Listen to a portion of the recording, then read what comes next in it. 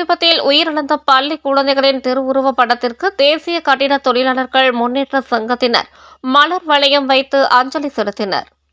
தஞ்சாவூர் மாவட்டம் கும்பகோணம் காசிராமன் தெருவில் அமைந்துள்ள ஸ்ரீ கிருஷ்ணா உதவி பெறும் பள்ளி தீ விபத்தில் உயிரிழந்த 94 குழந்தைகளின் 21வது ஆண்டு நினைவு தினத்தை ஒட்டி தேசிய கட்டிட தொழிலாளர்கள் முன்னேற்ற சங்கம் சார்பில் மாநில தலைவர் கிருஷ்ணமூர்த்தி தலைமையில் 100க்கும் மேற்பட்ட தேசிய கட்டிட தொழிலாளர்கள் முன்னேற்ற சங்க நிர்வாகிகள் காந்தி பூங்காவில் இருந்து மடத்து தெரு பாலக்கரை வழியாக ஊர்வலமாக சென்று காசிராமன் தெருவில் உள்ள ஸ்ரீ கிருஷ்ணா உதவி பெறும் பள்ளி முன்பு வைக்கப்பட்டிருந்த குழந்தைகளின் திருவுருவ படத்திற்கு மலர் வளையம் வைத்து அஞ்சலி செலுத்தினர்.